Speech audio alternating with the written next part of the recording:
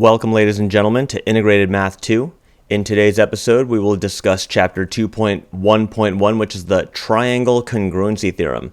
So it says in 2-1, recall that if two polygons have the same angle measures and same side lengths for all pairs of corresponding angles and sides, then the two polygons are congruent, and there is a sequence of rigid transformations that maps one polygon onto the other. So it says here, it says verify that all the corresponding lengths and all corresponding angle measures of the two triangles below are equal. What is the sequence of rigid transformations that maps the triangle on the left onto its image on the right? Note, triangles are actually drawn to scale. Okay, cool. So from here, if I wanted to map triangle TRI onto triangle GAN,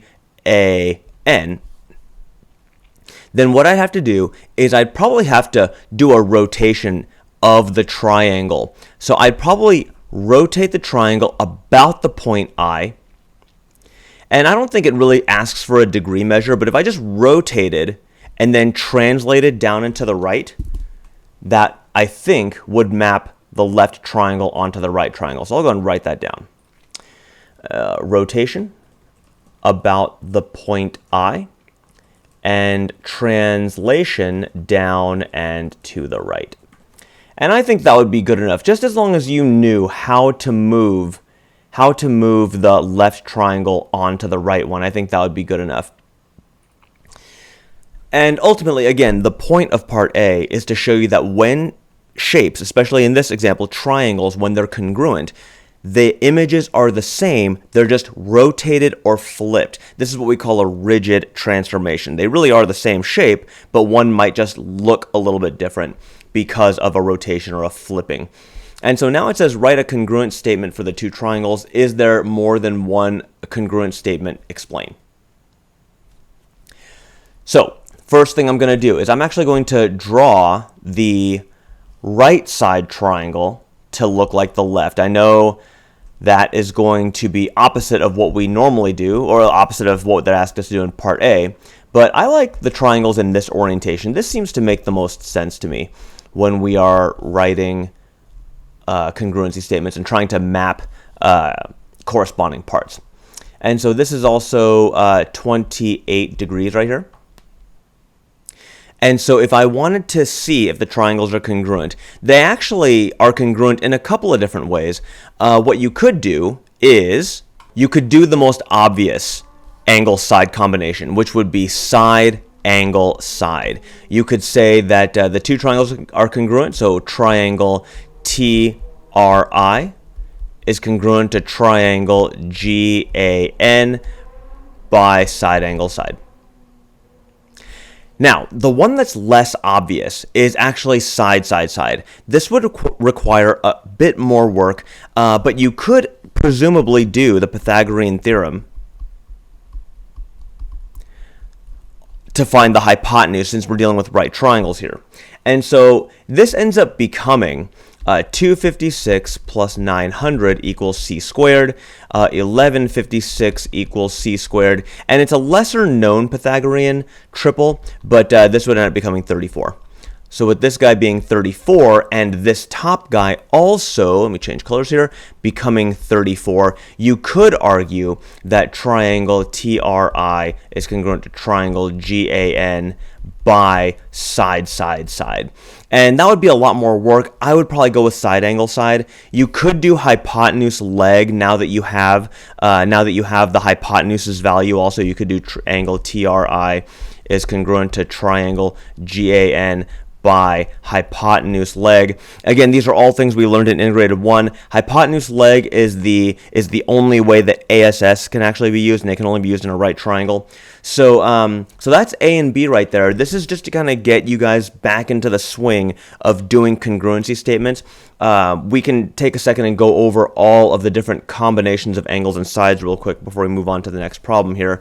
As we know, the ones that do work are side, side, side, side, angle, side, angle, side, angle, angle side. And the ones that are bad, are going to be ASS, angle side side, and angle. These two do not necessarily prove congruency, and we learned that in integrated 1. If we get a chance, I'll show you in this lesson or the next lesson why ASS is not used. Let's go on to the next problem, though. Give me a second.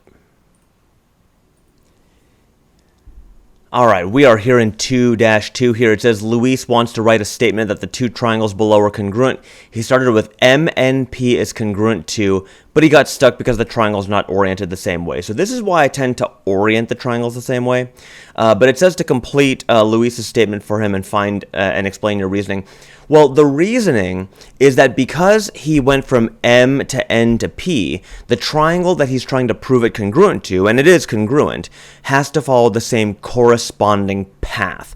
And so from here, we go from N and then we go to N, which means we travel across the 15, and then we travel back through the 12 to P. So that means that the corresponding triangle, we have to follow the exact same path. So from here, I'm going to start, since I traveled across the 15 from the 6 on the left triangle, I'm going to travel from the 15, through the 15 from the 6. So it looks like I'm going UW. So that's going to be UW, and then I travel backwards across the 12 back towards V. So that would be triangle UWV to make that happen. And it says the triangles are drawn to scale. What series of rigid transformations would map the triangle on the left onto the one on the right? So there's a few different answers here. One could say if you flipped this triangle, the UWV triangle, if you flip him horizontally and then do a flip vertically and then do a leftward translation, that would map one onto the other. So why don't I go ahead and write that down? Flip triangle UWV horizontally and then vertically. Then leftward translation will map the right triangle onto the left. That would be a good one. Another one could be something like if we were to rotate the triangle across the point, about the point U, and then translate him up and to the left. That would be another option.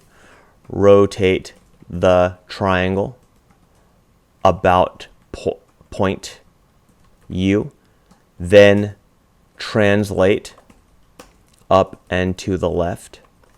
Nothing wrong with that. So again, different answers will be there, but as long as you know how to map one on top of the other, then it's all good. I'll be back with the next problem.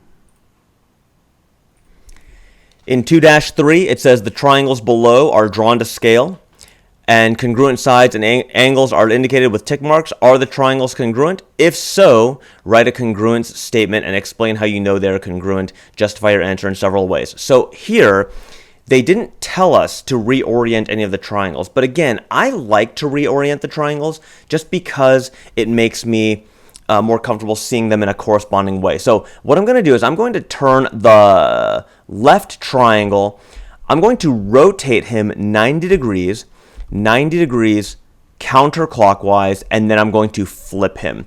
So that is going to make him look like this. What that does is it places the bubbled angle on the right side, the long side, which looks like a hypotenuse, but we don't know this to be a right triangle for sure, but I'll call it the hypotenuse-esque side to be here. And then the bottom side will still be here with the double tick mark. We have to make sure that we label this appropriately though. This is the L, this is the N, and this is the R. And of course, this shape did not change, so we'll go and compare the two. Are the two triangles congruent? I believe they are, by side, angle, side. So yes. By SAS, we can say triangle NLR. Again, I have to use the corresponding path, so I went from no bubble to single bubble across the double tick. So I got to go no bubble, single bubble across the double tick. That's triangle BAC. And there we go. And we could say we know they're congruent based on the translation and flipping and rotation that we did. And so, yeah, justify your answer in several ways. We've done that a few times. I feel like this is kind of deja vu with this problem at this point. The heart of the problem is in problem 2-4. I'll be back. And in the last problem here, at least before the triangle theorem graphic organizer, it says, in a previous course you investigated congruent triangles. Read the math notes box in this lesson to review the triangle congruence theorems. We actually wrote those a few minutes ago. That was the SAS and all that stuff. Then determine if the following triangle pairs must be congruent. If they are congruent, write a congruency statement, blah, blah, blah. And then describe the rigid transformations that would map, blah, blah, blah. I feel like we're just kind of going through the same motions over and over. And so that's okay. They really want to hit hard this idea here. I'm probably going to pass on the rigid transformations for this because it just takes a while. But we could, I can describe each one for you that I would do. And I am going to reorient each triangle so that they are in corresponding position. So, case in point A, I'm probably going to rotate the right side triangle 90 degrees, looks like counterclockwise. That puts the E down here, the D to the right, and the F up here. The 70 degrees goes here, the 8 must go here, and the 11 goes here. So again, now that gets rid of this triangle. He's gone. And so now, that puts me in a good position here. Again, what did I do? I rotated him 90 degrees. That's all I had to do. And so from here, are the two triangles congruent? I believe they are. I can say that triangle ABC is congruent to triangle. And it's easy to say DEF because we want to go in alphabetical order. But the F needs to go first to the E to the D to follow the same path as A. So triangle FED. And the reason for that would be none other than side angle side SAS congruence. If we look at B, if I wanted to put them in the same orientation, I'd have to rotate this guy this way, clockwise. If I do that, then what I get, unfortunately, actually no, that's not true. If I wanted to rotate them, I would have to rotate this guy this way, counterclockwise, so that the 12 is on bottom. So why don't I do that? I'll go ahead and do that right here. Now I think we're going to run into a problem here. This is a T and a V and a P. The two sides here are congruent, the 12 and the 16. But the angles here are not congruent. You see how this angle here is between the 12 and the 16, and this angle on the right side triangle is outside the 12 and the 16. So this would be not necessarily congruent. It might be, we just don't know that to be true. Okay, so from here, this problem with C. Again, a series of rigid transformations that would map this. I would say flip the Y on top of the M and then flip it again. So flip this way and then flip this way. Would graft one onto the other. These two arrows here mean parallel lines, so I'm thinking we're going to be in pretty good shape. What that does is it creates alternate interior angles that are congruent here. Alternate interior angles. And then we also have a pair here at angle X on the inside here, another pair of vertical angles. So if I had to guess, I would say that these two are congruent via angle, angle, side. So how am I going to write that? I'm going to say triangle MXN. So again, I went from the M through the 6 to the single bubble. I'm going to go from Z to the bubble through the single bubble. So that'll be ZXY is congruent to triangle ZXY. So again, notice I'm moving across the same path with each corresponding triangle, and that would be by angle, angle, side. If you, there's a chance that some of you may have chosen angle M being congruent to angle Z via alternate interior angles, and then called it angle, side, angle. That would have been fine too. You know, you could do or angle, side, angle, paying attention to the blue angles instead. It's entirely up to you.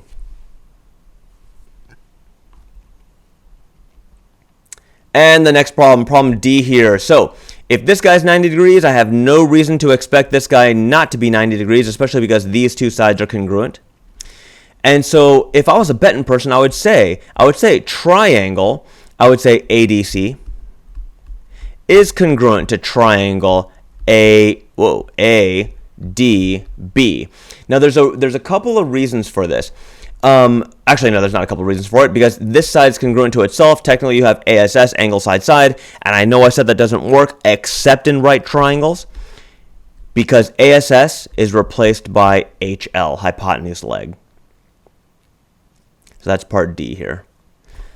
Okay, dealing with another set of parallel lines cut by a transversal here. So we've got these two angles being congruent. I believe these two angles here are congruent via our buddy's alternate interior angles. And this side is going to be congruent to itself because it's reflexive. So if I had to guess, I'd say triangle, let's see, let's go with EFH would be congruent to triangle. If I do E to F to H, I'm going to have to do E to H to F. G to H to F by our buddy angle side. And moving on to F here, if I was to translate the triangles, I could map G and place them on top of Y, but let's see if that makes this triangle congruent. I know that LC is congruent to itself via reflexive, but that gives me an angle combination, or an angle side combination of angle side side, and we're not dealing with a right triangle, so we would have to say not necessarily congruent again. So I think that wraps it up for this lesson. Again, we're just getting you guys back into the swing of triangular congruence from Integrated 1. There will be a resource page that follows with this. You can go and download that off of Canvas. I will see you all in the next episode. Feel free to leave comments or questions into the comments area, and welcome to Chapter 2. See ya.